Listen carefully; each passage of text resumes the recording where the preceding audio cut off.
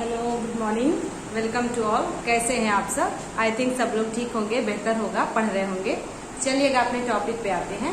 जैसा कि पिछले 2 क्लासेस में हमने सब्जेक्ट वर्ब अग्रीमेंट को ही देखा और उसमें कुछ बहुत ही महत्वपूर्ण रूल्स को देखे और उससे रिलेटेड कुछ अच्छे एग्जाम्पल्स को देखे, क्वेश्चन एग्जाम में आए हुए टॉपिक्स को देखे। आज की क्लास की स्टार्टिंग सब्जेक्ट वर्ब अग्रीमेंट के टॉपिक से ही होगी और आज की क्लास पार्ट 3 होगी। और आज की क्लास में हम लोग सबसे पहले क्वेश्चंस को देखेंगे कि कैसे प्रीवियस ईयर के एग्जाम्स में जो आपको टॉपिक पढ़ाए गए हैं उससे रिलेटेड क्वेश्चंस आए हुए हैं। उसके बाद कुछ हम लोग और भी इम्पोर्टेंट रूल्स को जानने का प्रयास करेंगे। तो चलिए स्टार्ट करते हैं। फर्स्ट सेंटेंस है हम लोगों का एरर बेस्ड क्वेश्चंस कैसे एग्जाम में आते हैं उसको जानेंगे। पहला क्वेश्चन है हम लोगों का each of these boys boys play B/games C/no error। जैसा कि आप देख पा रहे हैं, आपको बताया गया है ईच वर्ड हो तो ईच वर्ड के बाद अगर ऑफ द आए, ऑफ दीज आए तो जो नाउन होता है वो प्लूरल होता है। तो देखिएगा यहाँ पे जो दीज है इसके बाद जो नाउन है ये प्लूरल है। अब ये ईच क्या है? ईच प्रोनाउन है कि एडजेक्टिव है? तो यहाँ पे ईच प्रोनाउन की तरह कार्य कर रहा है और ये डिस्ट्रीब्यूटिव प्रोनाउन है। ठीक है, तो यहाँ पे दीज की बात करें तो दीज डेमोन्स्ट्रेटिव एडजेक्टिव है, ईच की बात करें तो ईच हमारा डिस्ट्रीब्यूटिव प्रोनाउन है। तो यहाँ पे हम लोग देखते हैं कि एरर कहाँ है, तो ए पार्ट में एरर बिल्कुल नहीं है। बी पार्ट में देखिएगा दीज के साथ बॉयज आया है, ये सही है, लेकिन जब यहाँ पे प्ले वर्ड आया है तो प्ले वर्ड यहाँ प्ले नहीं रहेगा, प्लेज हो जाएगा। प्लेज क्यों हो जाएगा? क्योंकि आपको बताया गया था कि जब ईच वर्ड हो, एनी वर्ड हो या आपको मिला था नो वर्ड हो, एवरी वर्ड हो, आइदर वर्ड हो, नाइदर वर्ड हो, तो वे वर्ड हमारे कैसे होते हैं? वे वर्ड सिंगुलर होते हैं और उन वर्ड्स की वजह से जो भी वर्ब लगता है वो वर्ब हमारा सिंगुलर लगता है, भले ही वर्ब के पहले वाला नाउन प्लूरल में ही क्यों ना हो। तो आई होप आपको समझ में आया होगा कि कौन सा एरर है। यहाँ बी पार्ट में एरर, यहाँ प्ले के स्थान पे प्लेज होना चाहिए। Okay, next question is neither of the two candidates A/have paid B/his subscription C/no error D। ये क्वेश्चन अभी रिसेंटली किसी एग्जाम में आया हुआ था। देखिएगा इसमें कई सारे एरर बन सकते हैं। कौन से एरर बन सकते हैं उसको देखेंगे और कौन सा एरर है उसको देखेंगे। यहाँ पे नाइदर का वर्ड है टू की वजह से, इसका मीन्स है मतलब दो में से कोई नहीं। यहाँ तक आपको समझ आया होगा। इसके बाद देखिए टू कैंडिडेट्स, तो यहाँ पे सही है, लेकिन ये जो कैंडिडेट्स हैं, 2 कैंडिडेट्स में से कोई भी कैंडिडेट नहीं, ये बताने का प्रयास किया जा रहा है। दैट्स वाई यहाँ पे हैव के स्थान पे किसका यूज होना चाहिए? हैज का यूज होना चाहिए।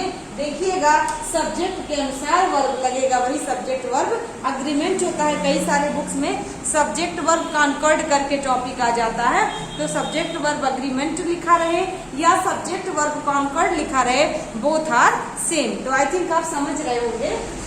यहाँ पे देखिए आगे क्या एरर बन सकता था। आगे यहाँ पर हिज सब्सक्रिप्शन ही क्यों आया है? यहाँ पे देयर सब्सक्रिप्शन, हर सब्सक्रिप्शन और इट सब्सक्रिप्शन क्यों नहीं आया है? क्योंकि ऐसा रूल है, यदि सब्जेक्ट में ईच हो, एवरी हो, आइदर हो, नाइदर हो तो उसको सिंगुलर मानते हैं, इसलिए उसके साथ सिंगुलर पॉजेसिव एडजेक्टिव का यूज किया जाता है। यहाँ पे हम लोग देयर, हर, योर ऐसा कुछ भी नहीं यूज कर सकते, क्योंकि जो भी हम लोगों को नियम है वो नाइदर की वजह से ही फॉलो होगा। आगे जाकर के 2 कैंडिडेट्स को हम लोग नेग्लेक्ट कर देंगे, क्योंकि 2 कैंडिडेट्स मेंशन तो है लेकिन सब्जेक्ट नाइदर की तरह कार्य कर रहा है, मीन्स 2 में से कोई नहीं, तो जा करके सब्जेक्ट नाइदर पे ही अटक गया। इस वजह से हम लोगों को हिज लिखना है और यहाँ पे हैज लिखना है। तो एक पॉइंट के साथ कई सारे पॉइंट्स को आप जान लीजिएगा, क्योंकि एग्जाम में जरूरी नहीं है कि यहाँ पर ही हैज को हैव करें, यहाँ भी एरर बना सकता है। ठीक है, अगला क्वेश्चन है Gulliver's travels are the A/most fascinating story। इसके बाद है B/that I have ever read C/no error D। तो आपको यहाँ पे पता होगा कि क्या एरर है। एक बार मैं फिर से पढ़ रही हूँ, Gulliver's travels are the A/ most fascinate story B/ that I have ever read C/ no error. Jonathan Swift ने लिखा है गुलिवर्स ट्रेवल्स। तो यहाँ पे आपको एक रूल बताया गया था, पहले ही क्लास में आपको बताया गया था कि इकोनॉमिक्स हो, मैथमेटिक्स हो, अरेबियन नाइट्स हो, बिलियर्ड्स हो, डार्ट्स हो, गुलिवर्स ट्रेवल्स हो, ये सारे वर्ड्स जो हैं, ऐसे बहुत से वर्ड्स हैं जो देखने में प्लूरल लगते हैं लेकिन वे होते सिंगुलर हैं। इसलिए हमें उनको सिंगुलर मानते हुए सिंगुलर सब्जेक्ट को मान करके वर्ब हमें सिंगुलर लगाना है। तो यहाँ पर देखिएगा, ये क्वेश्चन भी एग्जाम में आया हुआ है। गुलिवर्स ट्रेवल्स, गुलिवर की यात्राएं नहीं, ये किताबों का नाम, ये बुक का नाम है, इसलिए बुक का नाम होने की वजह से हम इसको प्लूरल ना मान करके सिंगुलर मानेंगे। गुलिवर की यात्रा की बात नहीं हो रही है, गुलिवर्स ट्रेवल नाम की बुक की बात हो रही है। इसलिए यहाँ पर हम लोग गुलिवर्स ट्रेवल्स को सिंगुलर मान के यहाँ आर के स्थान पे इज का यूज करेंगे, ठीक है। और देखिए द मोस्ट मतलब मोस्ट सुपरलेटिव डिग्री और सुपरलेटिव डिग्री के पहले द का प्रयोग किया जाता है। ओके, आगे बढ़ते हैं। Every boy and every girl A/ were given a B/ pocket of sweets C/ no error. यहाँ पे देखिएगा अ भी लिखा है, पॉकेट भी लिखा है, स्वीट्स भी लिखा है, मतलब एक पैकेट मिठाइयाँ, एक पैकेट मिठाइयाँ। यहाँ पे कह रहा है हर लड़की हर लड़का को वर गिवन मीन्स दिया गया, बांटा गया। सेंटेंस पैसिव वॉइस में लिखा है, ठीक है। तो आपको क्या समझना है, आपको समझना है every boy and every girl, यही पॉइंट आकर के यहीं से फिर से अटक गया। यदि सेंटेंस एवरी लिखा है तो एवरी सिंगुलर को फॉलो करता है। तो आप देख पा रहे हैं कि कैसे एग्जाम में क्वेश्चंस बनते हैं, ठीक है। तो every boy and every girl was हो जाएगा। इट मीन्स क्या, हर एक बच्चे को डिफाइन करके बोला जा रहा है कि प्रत्येक लड़की प्रत्येक लड़के को मिठाइयाँ दी गई। तो मिठाइयाँ तो है आपका एक पैकेट मिठाइयाँ, ये क्या है, ये प्लूरल है, लेकिन यहाँ सब्जेक्ट को हम लोग ऐसा नहीं मानेंगे कि बॉय और गर्ल दो अलग अलग सब्जेक्ट हैं, प्लूरल हो गया। हमें मानना है ईच वर्ड और every word, either word neither word singular को डिफाइन करते हैं। इसलिए यहाँ पे हम लोग वॉज का यूज करेंगे, वर का यूज नहीं कर सकते। नेक्स्ट सेंटेंस है I think everyone A/ of these men are B/ incompetent C/ no error D। यहाँ भी वही आकर के रुक जाता है रूल, आप देख पा रहे होंगे, आपको बताया गया था वन ऑफ द हो तो वन ऑफ द के बाद प्लूरल नाउन होता है, वर्ब सिंगुलर होता है। लेकिन अगर एवरी वन ऑफ द हो तो आपको जो बताया गया है एवरी वन हो, एनी वन हो, नो वन हो, सम वन हो, ईच वन हो, कुछ ऐसे वर्ड्स हैं जिनको सिंगुलर मानते हैं। इसलिए यहाँ पर भी देखिए I think every one of these men are, बिल्कुल गलत हो जाएगा, दीज मेन नहीं, दीज मेन सही है, आर यहाँ पे इसको फॉलो करेगा। Every one of these men यहाँ की तरह कार्य कर रहा है, जैसे ईच ऑफ दीज बॉयज, वैसे यहाँ पे देखिए every one of these men यहाँ पे करेक्ट है, लेकिन यहाँ हम आर का यूज नहीं कर सकते, इनका ही यूज करना होगा। तो आपको देख पा रहे होंगे, आपको कॉन्फिडेंस आ रहा होगा, आइडिया मिल रहा होगा कि जो भी आपको पढ़ाया जा रहा है वो टॉपिक कितना इम्पोर्टेंट है और कैसे प्रीवियस ईयर्स में एग्जाम्स में क्वेश्चंस आए हुए हैं। तो ऐसे ही कुछ हम लोग और कुछ अच्छे रूल्स को और क्वेश्चंस को समझने का प्रयास करें। चलिएगा कुछ और क्वेश्चंस हैं, ये देखिएगा, कह रहा है इसमें कि which one of the correct of the following, इसमें कौन सा करेक्ट है। तो आपने पढ़ रखा है कि the number of girls were 80, the number of girl was 80, और कह रहा है the number of girls was 80 या the number of girl were 80, which one is correct. तो आपको कुछ रूल्स बताए गए थे, उन रूल्स में आपको ये बताया गया था कि द नंबर ऑफ हो, अ लार्ज नंबर ऑफ हो, ग्रेट नंबर ऑफ हो, अ नंबर ऑफ हो, गुड नंबर ऑफ हो, अमाउंट ऑफ हो, तो कब सिंगुलर लगेगा कब प्लूरल लगेगा।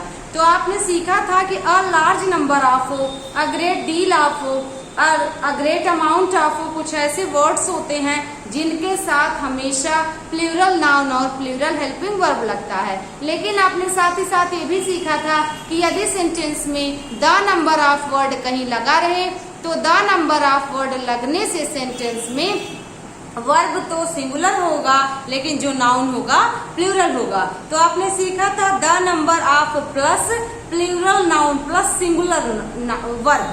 तो उसी रूल को फॉलो करते हुए हम सभी इस वाले सेंटेंस को करेक्ट कर लेंगे। आपसे जरा भी चूक हुई तो गलती हो सकती है, इसलिए आपको जानना बहुत जरूरी है। द नंबर ऑफ के बाद जब आपने द नंबर ऑफ सीखा था तो द नंबर ऑफ के बाद आपने देखा था प्लूरल नाउन आता था लेकिन सिंगुलर हेल्पिंग वर्ब आता था। लेकिन अगर अ नंबर ऑफ की बात करें तो अ नंबर ऑफ के बाद plural noun plus plural helping verb आता था। यही रूल है हमारा। इस रूल के अनुसार जब हम चलेंगे तो हमारा सेंटेंस करेक्ट हो जाएगा। ठीक है, तो उसको ध्यान दीजिएगा बहुत अच्छे से कि जब सेंटेंस में the number of plus plural noun और सिंगुलर हेल्पिंग वर्ब हो तो उसको हम सभी कौन सा करेक्ट करेंगे। तो देखिएगा the number of plural noun but plural helping verb, इसलिए ये इनकरेक्ट हो जाता है। दूसरा सेंटेंस है the number of girl was. Girl तो सिंगुलर है और हेल्पिंग वर्ब भी सिंगुलर है, लेकिन ये गलत है। हमारा रूल तो ये चलेगा ना, the number of plus plural noun plus singular helping verb. आगे थर्ड वर्ब है द नंबर ऑफ गर्ल्स। देखिए plural noun plus singular helping verb, यही हमारा करेक्ट है। Fourth one is the number of girl were. तो girl से plural नहीं है और वर प्लूरल है, तो ये भी हमारा इनकरेक्ट हो जाता है। इसलिए बहुत ध्यान से इन सारे रूल्स को समझने की आवश्यकता है। आपसे जरा भी भूल हुई, आप जरा भी कंफ्यूज हुए तो आपका सेंटेंस गलत हो जाएगा। इसलिए हमारा ये थर्ड सेंटेंस ही करेक्ट है दिस रूल के अनुसार। ठीक है, अगला सेंटेंस है a large number of students dash applied for the job. A large number of, देख पा रहे हैं आप, अ नंबर ऑफ हो, अ ग्रेट नंबर ऑफ हो, अ गुड नंबर ऑफ हो, अ लार्ज नंबर ऑफ हो या लार्ज नंबर ऑफ हो, कुछ भी हो तो सेंटेंस हमारा प्लूरल में रहता है। तो आप देखिएगा a large number of students यहाँ तक तो करेक्ट है क्योंकि प्लूरल नाउन। अब जो हेल्पिंग वर्ब होगा वो भी प्लूरल आपको बताना है। तो प्लूरल हेल्पिंग वर्ब जब आएगा तो यहाँ पर देखेंगे हैज गलत, विल गलत, डिड गलत और हैव सही। विल क्यों गलत है? क्योंकि विल के बाद आपने वर्ब के फर्स्ट फॉर्म को पढ़ रखे हैं। ठीक है, और यहाँ डिड भी इसीलिए गलत है कि डिड के बाद भी वर्ब का फर्स्ट फॉर्म आता है। तो यहाँ पे हैव ही हमारा करेक्ट आंसर होगा। तो इसको बहुत ध्यान से करने की आवश्यकता है, बार बार ऐसे क्वेश्चन एग्जाम में आते हैं। अब हम लोगों का रूल है सेंटेंस में, जैसा कि आप जानते हैं कि बोथ का प्रयोग, सेवरल का प्रयोग, वेरियस का प्रयोग हमेशा प्लूरल के लिए होता है। सेवरल मीन्स होता है बहुत सारे, वेरियस मतलब भी होता है बहुत सारे या विभिन्न के अर्थ में। बोथ का प्रयोग होता है प्लूरल के अर्थ में दोनों के लिए। आपने देखा होगा कह दिया जाए बोथ राम एंड श्याम तो मतलब राम एंड श्याम दोनों, लेकिन अगर एंड का प्रयोग न किया जाए तो ये हमारा बोथ दोनों के अर्थ में अकेले भी आ सकता है। तो हमेशा अगर अच्छा ये भी ध्यान रखना कि बोथ का प्रयोग हमेशा पॉजिटिव सेंटेंस में ही होता है, नेगेटिव सेंटेंस में कभी भी बोथ का प्रयोग नहीं किया जाता है। ठीक है, तो बोथ का प्रयोग नेगेटिव सेंटेंस में नहीं होगा, अफर्मेटिव सेंटेंस में होगा। और बोथ का मतलब होता है दोनों, तो बोथ के साथ कोई प्रोनाउन भी आ सकता है, बोथ के बाद कोई नाउन भी आ सकता है, तो उसको समझना होगा। तो हमारा रूल है कि बोथ हो, सेवरल हो, वेरियस हो का प्रयोग सेंटेंस के सब्जेक्ट के रूप में होता है तो इनके साथ हमेशा प्लूरल हेल्पिंग वर्ब का प्रयोग होता है। तो देखिएगा बोथ के रूप में होने पर उनके साथ प्लूरल वर्ब का प्रयोग होता है। जैसे बोथ बॉयज, ऐसा नहीं है कि बोथ गर्ल्स या बोथ डॉग्स, बोथ चेयर्स, ये सही है। लेकिन अगर इनके साथ चेयर्स और ये गर्ल्स डॉग्स ना आए, वैसे ही इंडिकेट करके बोथ का प्रयोग कर दिया जाए तो भी ये प्लूरल होता है, इसको जानना होगा। तो जैसे both were qualified for the job, both were intelligent, तो वैसे both are qualified for the job. देखिए यहाँ पे बोथ की बात हुई, लेकिन बोथ में ये नहीं बताया गया कि बोथ मीन्स किसकी बात हो रही है। तो यहाँ पे आपको समझना होगा कि बोथ किसी पर्सन की बात हो रही है, लेकिन उस पर्सन का प्रयोग बोथ के साथ नहीं किया गया है। ठीक है, वैसे सेवरल भी है, सेवरल का प्रयोग भी कई लोगों के अर्थ में होता है, लेकिन जरूरी नहीं है इसके साथ कोई नाउन प्रोनाउन आए। यदि आता है तो भी प्लूरल रहेगा, नहीं आता है तो भी प्लूरल रहेगा। ठीक है, और एग्जाम्पल देख सकते हैं, several are already on location. Several मतलब बहुत सारे, ऑलरेडी ऑन लोकेशन मतलब लोकेशन पर थे। तो यहाँ पे देखिए सेवरल के साथ आर आया है, सेवरल के साथ इस का प्रयोग नहीं किया जा सकता, बोथ के साथ इसका प्रयोग नहीं किया जा सकता। हमेशा सेंटेंस में बोथ, सेवरल, वेरियस, ऑल कुछ ऐसे वर्ड हैं जिनके आने पर सेंटेंस हमेशा प्लूरल रहता है। तो इसमें से बोथ, वेरियस और सेवरल, इसको आप ऐसे भी लिख सकते हैं, both, several, various plus plural noun plus plural helping verb, या प्लूरल नाउन स्किप कर सकते हैं आप, उसके बाद हो जाएगा ये प्लूरल हेल्पिंग वर्ब। तो यहाँ पे देखिएगा प्लूरल नाउन को अगर आप स्किप कर देते हैं तो ये रूल फॉलो हो रहा है, लेकिन अगर प्लूरल नाउन को स्किप नहीं करते हैं, लेके चलते हैं, तो यहाँ देखिए both girls are intelligent, means दोनों लड़कियां इंटेलिजेंट थी। यहाँ पे देखिएगा बोथ का प्रयोग दोनों के अर्थ में, और इसके साथ गर्ल्स का जिक्र किया गया है। सेवरल बॉयज वर प्रेजेंट, यहाँ पे देखिए सेवरल बॉयज मतलब बहुत से लड़के उपस्थित थे। इसको बताने के लिए हम सभी को जब दो से अधिक हो तो सेवरल का प्रयोग, और जब दो की बात की जाए तो बोथ का प्रयोग। बोथ का प्रयोग दोनों के अर्थ में होता है। ठीक है, तो इसको समझिएगा, जब नाउन का जिक्र करें तो ऐसे रूल बनेगा, और जब नाउन को स्किप कर दे तो सीधे इसके साथ प्लूरल नाउन का प्रयोग किया जा सकता है। ऐसे बहुत सारे सेंटेंसेस एग्जाम में आए हुए हैं। देखिएगा बोथ का प्रयोग और सेवरल का प्रयोग, वेरियस का प्रयोग हमेशा प्लूरल के सेंस में होता है, जैसा कि आप जानते हैं। तो आप देखिएगा बोथ के साथ यदि नाउन हो तो प्लूरल आएगा, लेकिन यदि प्रोनाउन हो तो वो भी प्लूरल आएगा, लेकिन कैसे? ऑब्जेक्टिव केस में, सब्जेक्टिव केस में नहीं आएगा, ऑब्जेक्टिव केस में। तो ऑब्जेक्टिव केस के प्रोनाउन कौन कौन से हैं? प्लूरल, अस है, देम है और यू है। ये तीन प्रोनाउन जो हैं ये हमेशा ऑब्जेक्टिव केस में प्लूरल कहलाते हैं। जैसे वी है, वी का ऑब्जेक्टिव केस अस होता है, दे है, दे का ऑब्जेक्टिव केस देम होता है, यू का ऑब्जेक्टिव केस यू होता है। तो both of us, both of them, both of you, ऐसा हो तो करेक्ट है, लेकिन both of we, both of they, both of you हो तो यू का अगर सेंस सब्जेक्टिव केस में है तो गलत है, ऑब्जेक्टिव केस में है तो सही है। ठीक है, तो इसको समझना होगा। Both of, several of, various of plus plural noun. Plural noun का मतलब बॉयज, गर्ल्स, स्टूडेंट्स, टीचर्स, ऐसे प्लूरल नाउन, या प्लूरल प्रोनाउन। तो plural pronoun means what? Us, them, or we can use you but in objective case. Okay, we cannot use these pronoun in subjective case. तो subject के रूप में हो तो इनके साथ प्लूरल हेल्पिंग वर्ब यूज होता है।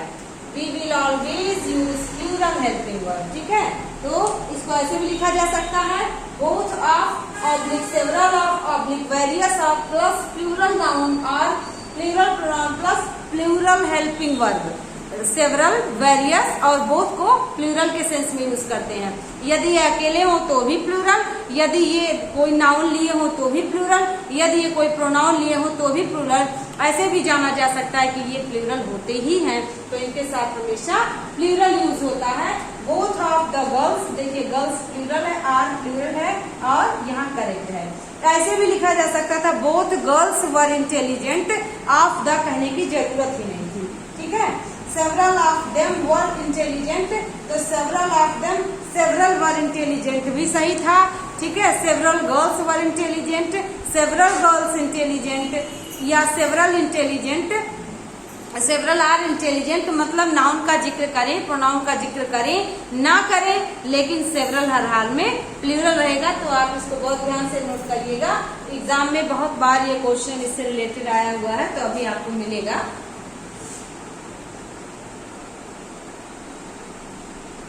बोथ से रिलेटेड देखिए क्वेश्चन आया है, पूछ रहा है कि कौन सा करेक्ट है। फर्स्ट ऑप्शन है both was blind, both boy was blind. Second है बोथ बॉयज वॉज ब्लाइंड, और थर्ड है हमारा बोथ बॉयज वर ब्लाइंड, और fourth one is both of the boys was blind.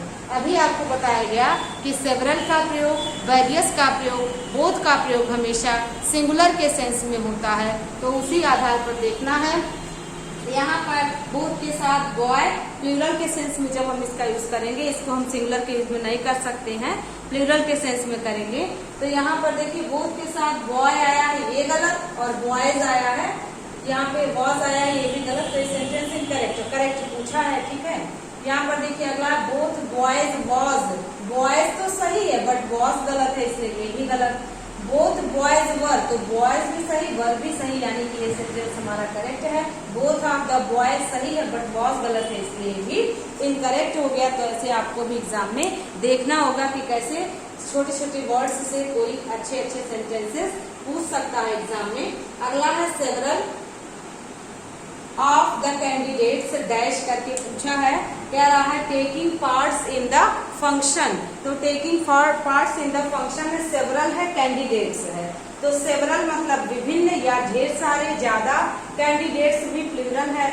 यहाँ पे आपको हेल्पिंग वर्ब फिल करना है। तो वॉज नहीं होगा, विल नहीं होगा, डिड नहीं होगा, वर ही होगा। विल नहीं होगा क्योंकि आईएनजी लगा है, और डिड के बाद भी वर्ब का फर्स्ट फॉर्म आता है। वॉज हो नहीं सकता है, हमेशा हम सभी वर ही करेक्ट करेंगे क्योंकि सेवरल बोथ वेरियस के साथ हमेशा हम लोग यूज करते हैं बोथ को, और बोथ ही प्लूरल के सेंस में यूज होगा।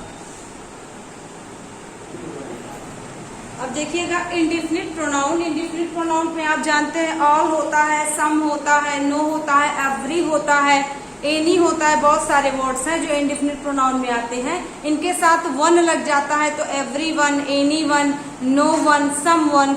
बडी लग जाता है तो everybody, anybody, somebody, nothing, anything, everything, something. कुछ भी अगर हो तो ऐसे जो अननोन सब्जेक्ट होते हैं वो इंडिफिनिट प्रोनाउन होते हैं, और इंडिफिनिट प्रोनाउन हमेशा सिंगुलर होते हैं। जो ये सारे वर्ड्स होते हैं, no one, some one, every one, बस ऑल और सम दो ऐसे हैं जो कि प्लूरल और सिंगुलर दोनों हो सकते हैं। जैसे ऑल इज करेक्ट, ऑल और नॉट करेक्ट, तो दोनों सही है। ऑल के साथ इज भी यूज हो सकता है, ऑल के साथ आर भी यूज हो सकता है, सम के साथ हमेशा प्लूरल आता है। तो कुछ ऐसे रूल्स हैं, उनके साथ साथ आपको जानना होगा। इंडेफिनिट प्रोनाउन में everyone, someone, everybody, somebody, something, nothing, anything, everything, no one, nothing, none. कुछ ऐसे प्रोनाउंस हैं जो कि इंडेफिनिट प्रोनाउन में आते हैं, उनको सिंगुलर मानते हैं, और उनका यूज जब सेंटेंस में सब्जेक्ट के रूप में होता है तो उनके साथ हमेशा सिंगुलर हेल्पिंग वर्ब यूज होता है। उनके साथ प्लूरल हेल्पिंग वर्ब का यूज नहीं किया जा सकता। और जब पॉजेसिव केस की बात होती है तो उनके साथ हमेशा हिज यूज होता है जब तक सेंटेंस में जेंडर का जिक्र न किया जाए। यदि जेंडर का जिक्र हो जाता है, गर्ल्स है, बॉय है, तो अगर जेंडर का जिक्र हो, जैसे कह दिया जाए एवरी स्टूडेंट, तो स्टूडेंट तो कॉमन नाउन है, लड़की लड़का दोनों के लिए, तो यहाँ पे हिज यूज होगा। लेकिन एवरी गर्ल कर दिया जाए तो गर्ल की वजह से हर यूज होगा। बॉय कह दिया जाए तो हिज यूज होगा। जब सेंटेंस में जेंडर का जिक्र नहीं किया जाता, जैसे स्टूडेंट हो गया, टीचर हो गया, ठीक है, तो स्टूडेंट, टीचर, अब टीचर में महिला टीचर, पुरुष टीचर, ऐसा जिक्र नहीं है, लेडीज टीचर, जेंट्स टीचर, कुछ नहीं, बस आपको हिज का यूज कर देना है क्योंकि हमेशा प्रेफरेंस हिज को ही दी जाती है जब तक जेंडर का जिक्र न किया जाए। ठीक है, तो एक रूल ये है, और इसको सिंगुलर मानेंगे। ऐसे सेंटेंसेस में पॉजेसिव केस जब अपनी की बात हो तो अपनी के लिए हमेशा हिज लगाते हैं।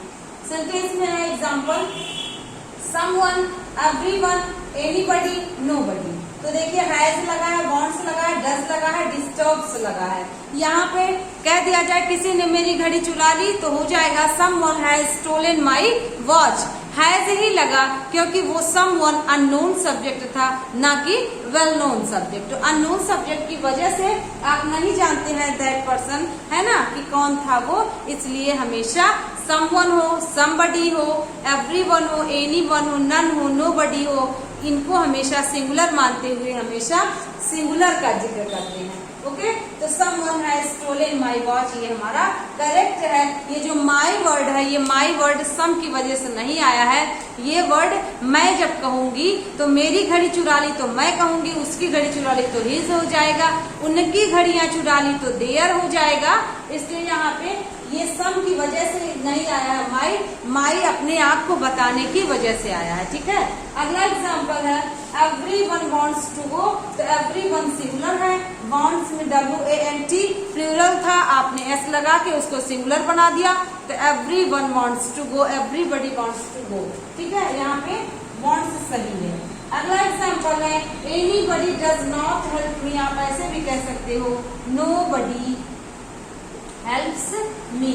इसको आप ध्यान रखिएगा कि anybody को रिप्लेस करके nobody किया जा सकता है, anyone को रिप्लेस करके no one किया जा सकता है। क्यों? क्योंकि nobody का यूज, none का यूज और no one का यूज हमेशा पर्सन के लिए नेगेटिव सेंस में होता है, और जब इस no one को और nobody को, none को हम लोग anybody से रिप्लेस करते हैं तो anybody के साथ not का प्रयोग किया जा सकता है एग्जाम में। ठीक है, ऑप्शन में कई बार मिलता है कि एनीबॉडी को रिप्लेस करके नोबडी लिख दिया जाए, तो उसको मानना पड़ता है क्योंकि नोबडी नेगेटिव है, एनीबॉडी के साथ नॉट का यूज हो जाएगा। ठीक है, तो यहाँ पे देखिए anybody does not help me, कोई मेरी मदद नहीं करता, नोबडी हेल्प्स मी, कोई मेरी मदद नहीं करता। वही चीज है, एनीबॉडी लिखेंगे तो नॉट, नोबडी लिखेंगे तो नॉट का यूज नहीं कर सकते, both are correct. Next one is nobody disturbs me, आप इसको ऐसे भी कर सकते हैं anybody does not disturb me। यहाँ देखिए does not का यूज किया आपने क्योंकि anybody से रिप्लेस किया nobody को, तो nobody को anybody से रिप्लेस करेंगे तो इसके साथ हम not का यूज करेंगे, not का यूज करके हम anybody को nobody से रिप्लेस कर सकते हैं। लेकिन यहाँ पे everyone नहीं कर सकते क्योंकि everyone हमेशा someone का और no one का, anyone का रिप्लेसमेंट करता है। ठीक ना, तो इसको आप समझिएगा ध्यान से, nobody, no one, none, nothing, ये सब सिंगुलर होते हैं। अब देखिएगा, आपने जाना है कि फ्यू हो, वेरी फ्यू हो, अ फ्यू हो, ओनली फ्यू हो, द फ्यू हो, इनका प्रयोग हमेशा पर्सन के लिए होता है या कह सकते हैं नंबर के लिए होता है। तो जब इनका प्रयोग नंबर के लिए होता है, नंबर हमेशा काउंटेबल होता है और काउंटेबल को प्लूरल बनाया जा सकता है। इन सब बातों को ध्यान में रखते हुए हम लोग आज ये रूल सीखेंगे कि सेंटेंस में अगर फ्यू हो, द फ्यू हो, अ फ्यू हो, वेरी फ्यू हो, ओनली अ फ्यू हो, या फ्यू ऑफ हो, वेरी फ्यू ऑफ हो, द फ्यू ऑफ हो, अ फ्यू ऑफ हो, कुछ ऐसे वर्ड्स हैं जो फ्यू को डिनोट करते हैं, ऑफ हैं, तो उनके साथ हमेशा प्लूरल नाउन और प्लूरल हेल्पिंग वर्ब का यूज होगा। क्योंकि आप जानते हैं few, very few, a few, the few, only few, तो फ्यू अगर आ गया तो वो नंबर के लिए होगा और नंबर को प्लूरल बनाया जा सकता है। इसलिए यहाँ पे हम सभी सीखेंगे इनके साथ हमेशा प्लूरल वर्ब और प्लूरल नाउन का प्रयोग होता है। कभी भी इनके साथ सिंगुलर हेल्पिंग वर्ब और सिंगुलर नाउन का प्रयोग नहीं हो सकता है, क्योंकि ये हमेशा प्लूरल को ही दर्शाते हैं। और सेंटेंस में ये फ्यू का प्रयोग नेगेटिव सेंस में, आ few, the few, very few का प्रयोग पॉजिटिव सेंस में, ओनली फ्यू हो, वेरी फ्यू हो नेगेटिव सेंस में। तो लेकिन कुल का मिलाकर आपको ये समझना है कि इनका प्रयोग हमेशा नंबर के लिए होता है। तो जब नंबर के लिए इनका प्रयोग होगा तो हम सेंटेंस में इसको प्लूरल मानेंगे। तो few, a few, the few, very few और प्लूरल नाउन या फ्यू ऑफ हो, वेरी फ्यू ऑफ हो, द फ्यू ऑफ हो, इनके साथ भी देखिए प्लूरल नाउन या प्लूरल प्रोनाउन। प्लूरल प्रोनाउन का मतलब few of us, few of them, few of these, few of those, ऐसे रहेगा। तो प्लूरल प्रोनाउन के साथ प्लूरल वर्ब का प्रयोग किया जाता है। एग्जाम्पल है very few boys are intelligent, very few boys मतलब वेरी फ्यू के साथ बॉयज प्लूरल है और आर भी हेल्पिंग वर्ब प्लूरल है। तो यहाँ पे आप देखिएगा, यहाँ पे एग्जाम में लिटिल वर्ड दिया जा सकता है, लिटिल बॉय, तो लिटिल बॉय नहीं, लिटिल बॉयज बिल्कुल जब छोटा का सेंस होगा। लेकिन जब ऐसी बात होगी कि यहाँ पर क्वांटिटी को दर्शाया जाएगा तभी लिटिल का प्रयोग हो सकता है। जब क्वांटिटी की बात ना हो तो हमेशा few, very few, the few का प्रयोग होगा। यहाँ पर वेरी फ्यू है, देखिएगा बॉयज है, ऑफ है, माई क्लास है, आर लेबोरियस। तो very few boys of my class are laborious, तो मेरी कक्षा के बहुत कम विद्यार्थी लेबोरियस हैं, परंतु हमने बहुत कम में प्लूरल की बात की। ठीक है। ऊपर वाले में very few boys are intelligent, बहुत कम, ना के बराबर विद्यार्थी इंटेलिजेंट है। वेरी फ्यू हो, हार्डली हो, स्कार्सली हो, नाइदर हो, नॉर हो, आइदर हो, सॉरी नन हो, आइदर नहीं नन हो, नो हो, इनके साथ कभी नॉट और नेवर का प्रयोग नहीं होता। तो वेरी फ्यू हो, फ्यू हो, ये निगेटिव होते हैं, इनके साथ नॉट का प्रयोग नहीं होता, लेकिन ये निगेटिव का मीनिंग लेते हैं। तो इसके साथ ये भी ध्यान रखिएगा, very few boys of my class are not laborious, ऐसे नहीं हो सकता, क्योंकि वेरी फ्यू का मतलब ही होता है ना के बराबर, मीन्स नाम मात्र के विद्यार्थी, ठीक है, जिसको एक दो आप कह सकते हैं। अगला है the few students were present in the class. तो देखिएगा, the few students, students plural है, वर प्लूरल है, द फ्यू हमेशा प्लूरल को डिनोट करता है। तो यहाँ पे आप देखेंगे द फ्यू स्टूडेंट्स वर, ये भी सेंटेंस हमारा करेक्ट है। ओके, तो यहाँ तक आपका कंफर्म हुआ होगा। अगला सेंटेंस है फ्यू ऑफ दीज बुक्स। तो देखिएगा, few of these books were in order, मतलब किताबों में से ना के बराबर किताबें, वर इन ऑर्डर मतलब ऑर्डर में थी, यानी कि क्रम में व्यवस्थित थी। इसके बाद है sentence few of my classmates were helping me.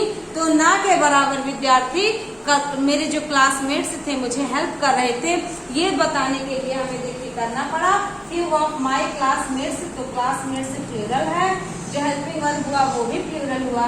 Same यहाँ पर दीज और बुक्स प्लूरल है, तो हेल्पिंग वर्ब भी हमेशा प्लूरल की तरह जिक्र होगा। ऐसे सेंटेंसेस बार बार एग्जाम में पूछे गए हैं, तो आप इसको बहुत अच्छे से नोट डाउन करिएगा।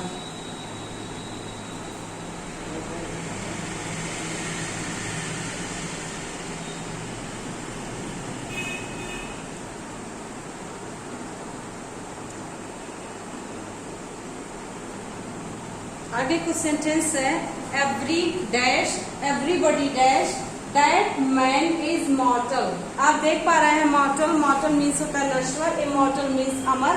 तो यहाँ पे एवरीबॉडी आया है, आपको ऑप्शन मिल रहा है नो, नोज, नोइंग या इज नो। तो यहाँ पर देखिएगा एवरीबॉडी क्या है, एवरीबॉडी सिंगुलर है, और सिंगुलर होने की वजह से यहाँ पे नोज वर्ड करेक्ट होगा, ना कि नो या नोइंग या इज नो। तो आप देख पा रहे हैं यहाँ पे समबडी होता, एवरीबडी होता, नोबडी होता, नथिंग होता, समथिंग होता, एनीथिंग होता, एवरीथिंग होता।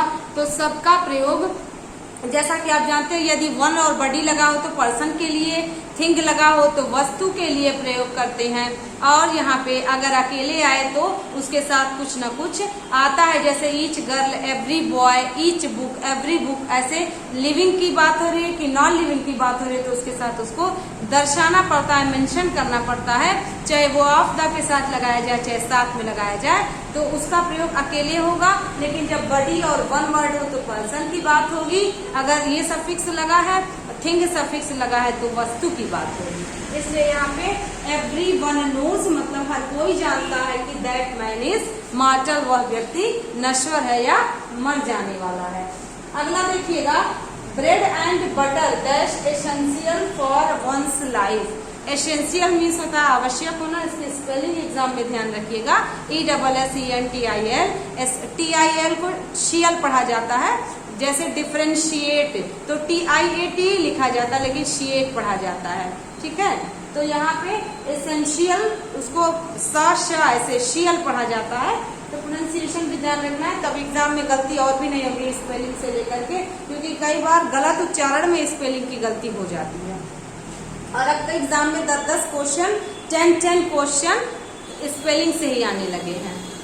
Bread and butter dash essential for one's life. तो ब्रेड एंड बटर आपको बताया गया था, करी राइस हो गया, ब्रेड बटर हो गया, ठीक है, प्रॉस एंड कॉन्स हो गया, स्टडी एंड स्लो हो गया। तो कुछ ऐसे वर्ड्स होते हैं जो हमेशा एक साथ लगे होते हैं, एंड से जुड़े होते हैं, देखने में प्लूरल लगते हैं, परंतु वो होते सिंगुलर है, इसलिए उनके साथ हमेशा हम सभी को सिंगुलर हेल्पिंग वर्ब का यूज करना पड़ता है। तो ब्रेड एंड बटर, करी एंड राइस, ठीक है, प्रॉस एंड कॉन्स, या कह दिया जाए हॉर्स एंड कैरेज, कुछ ऐसे वर्ड्स हैं जिनको हम सभी एक साथ लेके चलते हैं। वे दो तो रहेंगे और एंड से जुड़े भी रहेंगे, परंतु मिला करके वे हम किसी प्लूरल पे ही अटक जाएंगे। इसलिए यहाँ पे इज सही होगा, आर नहीं सही होगा, वर नहीं सही होगा, लेकिन वॉज क्यों नहीं सही होगा? क्यों नहीं सही होगा? क्योंकि सबको पता है कि रोजी रोटी या ब्रेड एंड बटर या जीने के लिए सबको ब्रेड एंड बटर की आवश्यकता है। तो ये नेचुरल ट्रूथ है, यूनिवर्सल ट्रूथ है, इसलिए इसको हम पास्ट में या फ्यूचर में नहीं ले जा सकते। आज भी जीने के लिए भोजन की जरूरत पड़ेगी, पहले भी पड़ती थी और भविष्य में भी पड़ेगी। इसलिए ऐसे सेंसेस को हम सभी हमेशा प्रेजेंट में ही डिनोट करते हैं। इसलिए यहाँ पे इस ऑप्शन भी ज्यादा सुटेबल है, वॉज वर आर इनकरेक्ट है। अगला सेंटेंस है some of the girls dash beautiful, option A are, option B is, option C will, option D did. तो some of the girls, any of the girls, each of the girls, ठीक, कुछ भी हो तो जब each हो, every हो, either हो, नाइदर हो तो ये सब्जेक्ट के रूप में काम करता है, और जब सम हो तो सम सब्जेक्ट के रूप में काम करेगा। तो सम क्या है? सम हमेशा प्लूरल की बात करता है जब तक इसके साथ सिंगुलर नाउन ना हो। तो सम ऑफ द गर्ल्स, यहाँ पे देखिएगा सम ऑफ द गर्ल्स यहाँ पे आर हो जाएगा, इज और विल और डिड नहीं होगा, क्योंकि some of the girls are beautiful means girls में से कुछ गर्ल्स ब्यूटीफुल थी। तो इसको आपको समझने के लिए सम प्लूरल होता है, इसको ध्यान में रखना होगा। जैसा कि आप जानते हैं इंडेफिनिट प्रोनाउन ऑल होता है, तो ऑल का प्रयोग हम सिंगुलर के सेंस में भी कर सकते हैं और प्लूरल के सेंस में भी कर सकते हैं। लेकिन कब? जब ऑल का प्रयोग सब कुछ के अर्थ में किसी वस्तु के लिए हो तो हम इसको सिंगुलर मानते हैं, लेकिन वही जब ऑल का प्रयोग पर्सन के लिए हो या चीज के लिए ही हो लेकिन संख्या में हो, जब ऑल का प्रयोग संख्या में नहीं होगा, ऐसे ही सब कुछ इंडिकेट करने के लिए होगा तो ये सिंगुलर होगा। लेकिन जब किसी चीज को सब कुछ बताने के लिए संख्या के सेंस में होगा, वस्तु के लिए ही, तो प्लूरल होगा, और जब पर्सन के लिए होगा तो भी प्लूरल होगा, चाहे इसके साथ कोई नाउन आए चाहे इसके साथ कोई प्रोनाउन आए। All of us, all boys, all of the boys, कुछ भी हो तो ये हमेशा प्लूरल को इंडिकेट करेगा जब तक इसको सिंगुलर के अर्थ में नहीं करेंगे। जैसे कई बार आपने सुना होगा all is well, all is right, इसका मतलब आपने सब कुछ को एक बनाते हुए आपने बोल दिया कि सब कुछ ठीक है, सब कुछ सही है, तब सिंगुलर है। लेकिन कह दिया जाए आप किसी चीज को डिनोट करते हुए कहें ऑल एप्पल्स आर रॉटेन, तो ऑल आर रॉटेन आप कह सकते हैं ना, एप्पल्स का जिक्र ना करें। तो ऐसे सेंस में जब वस्तु के लिए और संख्या दर्शाने के लिए ऑल का प्रयोग होता है तो प्लूरल होता है, और पर्सन की बात हो तो भी प्लूरल होता है, परंतु जब सब कुछ के सेंस में किसी चीज वस्तु की बात करें तो ये सिंगुलर होता है। ठीक है, यहाँ पे लिखा भी हुआ है ऑल का प्रयोग एवरीथिंग यानी सब कुछ यानी प्रत्येक चीज के अर्थ में हो तो इसे सिंगुलर माना जाता है, तथा इसके साथ सिंगुलर वर्ब का प्रयोग होता है। यहाँ देखिएगा आपने कहा सब कुछ ठीक, ऑल इज वेल, ठीक है, ऑल इज रेडी, सब कुछ रेडी है, सब कुछ तैयार है, तो ऑल इज रेडी, यानी कि आपने सब कुछ को सम अप करते हुए एक बना करके बोला सब कुछ रेडी है, सब कुछ तैयार है, सब कुछ ठीक है। तो सब चीज या प्रत्येक चीज के अर्थ में हो तो आप इसको सिंगुलर मान सकते हैं, लेकिन इस चीज के अतिरिक्त अगर कहीं भी ऑल का प्रयोग आपको मिल रहा है तो वो हमेशा संख्या को दर्शाएगा और प्लूरल के सेंस में होगा। ठीक है, तो यहाँ पे देखिएगा ऑल का प्रयोग व्यक्तियों वस्तुओं की संख्या के अर्थ में हो तो इसे प्लूरल माना जाता है और इसके साथ प्लूरल हेल्पिंग वर्ब का प्रयोग किया जाता है। यहाँ पे एग्जाम्पल है ऑल आर वेल, मतलब सब लोग ठीक हैं। ऑल का प्रयोग सब लोगों के सेंस में हुआ। यहाँ पे ऑल आर गुड मतलब संख्या में सब कुछ अच्छा है, सब कुछ ठीक है, तो यहाँ पे आपने बोल दिया कि सब कुछ सही है, तो प्लूरल के सेंस में आपने बोला। ऐसे सेंस में हम इसको ऑल का प्रयोग सिंगुलर और प्लूरल दोनों अर्थ में कर सकते हैं। यहाँ पे देखिए जैसे कई बार कहते हैं ना कि ऑल आर नॉट टफ, तो ये गलत है। क्यों गलत है? क्योंकि ऑल आर नॉट टफ गलत है। टफ आपने किसको कहा? टफ आपने किसी चीज को कहा ना, तो जब आपने टफ किसी चीज को कहा, डिफिकल्ट किसी चीज को कहा, तो ऑल इज नॉट टफ मतलब सब कुछ कठिन नहीं है। यहाँ पे आप ऑल को सिंगुलर मानेंगे, लेकिन कह दिया जाए ऑल आर इंटेलिजेंट। इसका मीन्स आपने किसी संख्या की बात करते हुए किसी को कहा सब लोग इंटेलिजेंट हैं, सब लोग अच्छे हैं, ऐसे सेंस में आप इसको प्लूरल मानते हुए तब ऑल का प्रयोग प्लूरल के सेंस में करेंगे, तब हम इसको सिंगुलर के सेंस में यूज नहीं कर सकते इसको हमेशा। देखिएगा ये सेंटेंस एग्जाम में आए हुए बोथ से, ऑल से, और आपको बताया गया था द पोएट और द क्रिटिक, द पोएट और द क्रिटिक। तो कुछ है जो एग्जाम में आए हुए सेंटेंसेस है उसको हम लोग सॉल्व करने का प्रयास करेंगे। बोथ ऑफ देम, यहाँ पे देखेंगे हम लोग बोथ ऑफ देम, आपको बताया गया था बोथ हो, सम हो, सेवरल हो, वेरियस हो, ये सब हमेशा प्लूरल रहते हैं। तो यहाँ पे बोथ ऑफ देम, बोथ के साथ हमेशा जो प्रोनाउन होगा वो भी प्लूरल में होगा। तो बोथ के साथ अस आ सकता है, बोथ के साथ देम आ सकता है, बोथ के साथ यू आ सकता है। Both boys, both girls, both students, दोनों के अर्थ में प्लूरल को लेकर के हम लोग चलेंगे। तो ये जो वर्ब है वो भी हमेशा प्लूरल रहेगा, इसलिए हम लोग यहाँ पे वर्ब को ही कंफर्म करेंगे, इज को नहीं करेंगे, आर को नहीं करेंगे। जब हमेशा सेंटेंस में प्लूरल वर्ब होगा तो प्लूरल को ही करेंगे। तो यहाँ पे देखिए विल है, गलत है, वॉज गलत है, इज गलत है, क्योंकि विल फ्यूचर को डिनोट कर रहा है। तो यहाँ पे फ्यूचर का कोई जिक्र नहीं है। फ्यूचर में जब बी आता तभी गुड सही हो सकता था, अन्यथा विल अकेले गुड के साथ नहीं आएगा। और इज और यहाँ पे वॉज है तो इज वॉज भी सिंगुलर है इसलिए नहीं होगा, तो हमारा करेक्शन वर के साथ जाएगा। अगला सेंटेंस है ऑल डैश मॉर्टल। तो मॉर्टल कौन होता है? संख्या में कोई चीज होती है, संख्या में व्यक्ति होता है, हर कोई नश्वर है, तो सब कुछ नष्ट हो जाने वाला है, ऐसा आप कह रहे हैं। तो आप संख्या में ही तो दर्शा रहे हैं, इसलिए प्लूरल मानते हुए हम सभी आर लगाएंगे। वर क्यों नहीं लगाएंगे? क्योंकि ये नेचुरल फैक्ट है, नेचुरल ट्रूथ है, यूनिवर्सल फैक्ट है, इसलिए हम सभी इसको पास्ट में नहीं कर सकते, करेंगे तो हमेशा प्रेजेंट में करेंगे। ऑल आर मॉर्टल मतलब सब कुछ नष्ट हो जाने वाला है। अगला है the poet and the critic have been honoured. Have been यहाँ पे गलत है और अंडरलाइन किया गया है। अब आपको उसको रिप्लेस करना है अकॉर्डिंग टू 4 ऑप्शंस। तो देखिएगा आपको एक रूल बताया गया था कि जब द दो सब्जेक्ट एंड से जुड़े हो, पहले के पहले आर्टिकल या पोजेसिव केस लगा हो और दूसरे के पहले कोई आर्टिकल और कोई पोजेसिव केस ना लगा हो, तो उसको हम लोग सिंगुलर मानते हैं। लेकिन यदि दोनों एक ही की बात होती है, लेकिन यदि अगर दोनों के पहले आर्टिकल या दोनों के पहले पोजेसिव एडजेक्टिव लगा हो तो दो अलग अलग व्यक्तियों की बात होती है, तो उसको प्लूरल माना जाता है। तो यहाँ पर देखिएगा, यहाँ पे द पोएट एंड क्रिटिक, उसी की बात हो रही है जो पोएट भी है और उसी की बात हो रही है जो क्रिटिक भी है, मतलब एक ही व्यक्ति दो गुणों वाला है। यहाँ पे हैव बीन गलत है। अब ऑप्शन में देखिएगा, डज गलत, वॉज गलत, वर गलत, तो हैज बीन सही। अब आप देख पा रहे होंगे कई बार एग्जाम में अपने आप क्वेश्चन में ही आंसर दे देता है। तो इस सेंटेंस में एग्जाम में आया हुआ क्वेश्चन है, इस सेंटेंस में क्वेश्चन में ही आंसर है और कोई ऑप्शन है ही नहीं जो यहाँ से ठीक बैठे, है ना। डज आ नहीं सकता, वॉज आ नहीं सकता, वर आ नहीं सकता। तो यहाँ पे हम सभी हैज बीन को ही करेंगे क्योंकि वही क्रिटिक है और वही पोएट है। तो आई होप आपको आज की क्लास बहुत अच्छे से समझ में आई होगी। उम्मीद करते हैं आपने बहुत अच्छे से पढ़ाई की होगी, नोट्स बनाया होगा। बहुत ही महत्वपूर्ण पॉइंट्स थे सारे। अगली क्लास में हम ऐसे ही कुछ महत्वपूर्ण पॉइंट्स के साथ मिलेंगे और ये सारे जो पॉइंट्स आज आपने सीखे उसको बहुत अच्छे से लर्न कर लीजिएगा, क्योंकि नेक्स्ट क्लास में बहुत अच्छे अच्छे क्वेश्चंस एग्जाम में आए हुए और संभावित क्वेश्चंस जो कि आ सकते हैं, जैसे आ सकते हैं, हर तरीके के पैटर्न को हम लेके आएंगे। तो आज के लिए थैंक यू।